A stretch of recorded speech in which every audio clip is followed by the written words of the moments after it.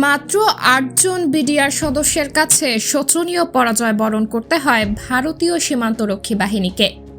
কিন্তু তাদের এই বীরত্বের পরেও তৎকালীন বিডিআর মহাপরিচালককে তার পদ থেকে সরিয়ে দেন শেখ হাসিনা। বাংলাদেশ ভারত সীমান্ত লাগোয়া বড়াইবাড়ি গ্রামটিতে কি হয়েছিল ২০০১ সালের ১৮ এপ্রিল? যুদ্ধ বড়াইবাড়িতে হলেও ঘটনার শুরু সিলেটের পাদুয়া থেকে। তৎকালীন বিডিআরের মহাপরিচালক মেজর জেনারেল ফজলুর রহমান বিবিসিতে দেওয়া এক সাক্ষাৎকারে বলেন, সিলেটের পাদুয়াতে বাংলাদেশ সীমান্তের ভেতরে দীর্ঘদিন অবৈধভাবে একটি অস্থায়ী ক্যাম্প করে রেখেছিল বিএসএফ। তবে এ নিয়ে দুই দেশের সীমান্ত বাহিনীর মধ্যে কোনো উত্তেজনা ছিল না। ২০০১ সালে বিএসএফ পাশের আরেকটি ক্যাম্পের সাথে একটি সংযোগ সড়ক নির্মাণ শুরু করে বাংলাদেশ সীমান্তের উপর দিয়েই। এমন অবস্থায় বিডিআরও একই জায়গায় একটি অপারেশনাল ক্যাম্প স্থাপন করে। বিডিআর সড়ক নির্মাণ নিয়ে আপত্তি জানালেও বিএসএফ তাতে কর্ণপাত করেনি। উল্টো বিডিআরের অপারেশনাল ক্যাম্পে ৬ রাউন্ড গুলি করে। জবাবে বিএসএফ এর ক্যাম্পটি চারদিক থেকে ঘিরে ফেলে বিডিআর এবং ৭০ জন বিএসএফ সদস্য নিঃশর্তভাবে আত্মসমর্পণ করে ভারতে ফিরে যায়।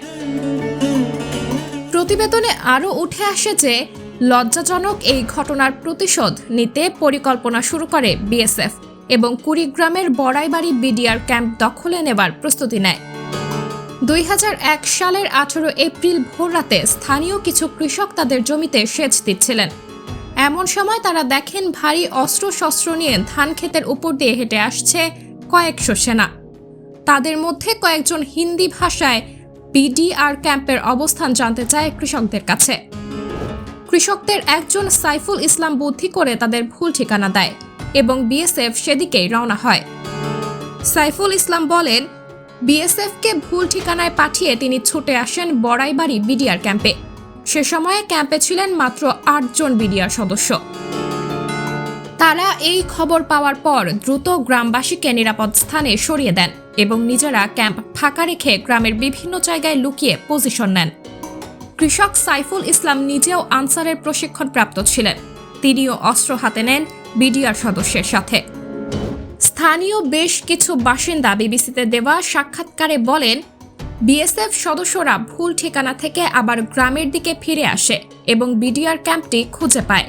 সাথে সাথে তারা ক্যাম্প লক্ষ্য করে এলোপাথারি গুলি ছুড়তে থাকে। কিছুক্ষণ গুলি ছোড়ার পর তারা ভাবেন হয়তো বিডিআর সদস্যরা ভয়ে ক্যাম্প ফাঁকা রেখে পালিয়ে গেছেন। এ সময় বিএসএফ সদস্যের মাঝে রেখে চারদিক থেকে গুলি করা শুরু করেন ৮ জন বিডিআর সদস্য। বিএসএফ মনে করেন তাদের হয়তো চারদিক থেকে ঘিরে ফেলা হয়েছে। তারা দিক বিদিক শূন্য হয়ে এলোপাতারি গুলি করতে থাকে এবং পিছিয়ে যায়। প্রথমে গ্রামবাসী পালিয়ে গেলেও ভোর ৫টা থেকে যখন প্রচণ্ড গোলাগুলি শুরু হয়, তাদের মধ্য থেকে আনসারের ট্রেনিং প্রাপ্ত আরও ১২ জন ফিরে এসে বিডিআরের সাথে মিলে প্রতিরোধ গড়ে তোলেন। ১৮ এপ্রিল দুপুর পর্যন্ত চলতে থাকে গোলাগুলি। দুপুরে কিছুটা বিরতি দিয়ে সন্ধ্যা থেকে আবারও চলতে থাকে গুলি। সদর দপ্তরে খবর পৌঁছালে ময়মনসিংহ ও জামালপুর থেকেও বিডিআর সদস্যরা বড়াইবাড়ি এসে পৌঁছান। ১৮ এপ্রিল সারাদিন, সারা রাত এবং ১৯ এপ্রিল সারা রাত গুলি চলে। এক পর্যায়ে পালিয়ে যায় বিএসএফ সদস্যরা। এই যুদ্ধে ২ জন বিডিআর সদস্য মৃত্যুবরণ করেন, আর বাংলাদেশের সীমান্তের ভেতরে ধান খেতে ১৬ জন বিএসএফ সদস্যের মৃতদেহ পাওয়া যায়। স্থানীয়রা বলেন, বিএসএফ এর অন্তত ১৭০ জন নিহত হয়। বাকিদের দেহ তারা ভারতে নিয়ে যেতে পারলেও ফেলে যায় ১৬টি দেহ। কিন্তু প্রকৃত হতাহতের আনুষ্ঠানিক সংখ্যা এখনও নিশ্চিত হওয়া যায়নি। কিছুদিন পর পতাকা বৈঠক করে সেই মৃতদেহগুলো ফেরত দিতে চাইলেও সেগুলো নিতে অস্বীকৃতি জানায় বিএসএফ। কিন্তু পরবর্তীতে সেগুলো ফিরিয়ে দেওয়া হয়।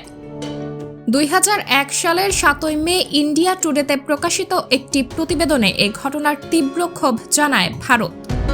তৎকালীন প্রধানমন্ত্রী শেখ হাসিনা ভারতকে আশ্বাস দেন যে এই ঘটনার তদন্ত করা হবে এবং ভবিষ্যতে এমন ঘটনা আর ঘটবে না বলেও জানান তিনি। শুধু তাই নয়, বিবিসির প্রতিবেদনে একটি ষড়যন্ত্র তত্ত্বের কথাও উঠে আসে যে শেখ হাসিনার সরকারকে বিপদে ফেলতে এবং ভারত বাংলাদেশের সম্পর্ক নষ্ট করতে এই ঘটনা ঘটানো হয়েছে। আর তাই তৎকালীন বিডিআরের মহাপরিচালক মেজর জেনারেল ফজলুর রহমানকে তার পদ থেকে সরিয়ে সেনাবাহিনীতে বদলি করে দেওয়া হয় এবং পরবর্তীতে বাধ্যতামূলক অবসরে পাঠানো হয়।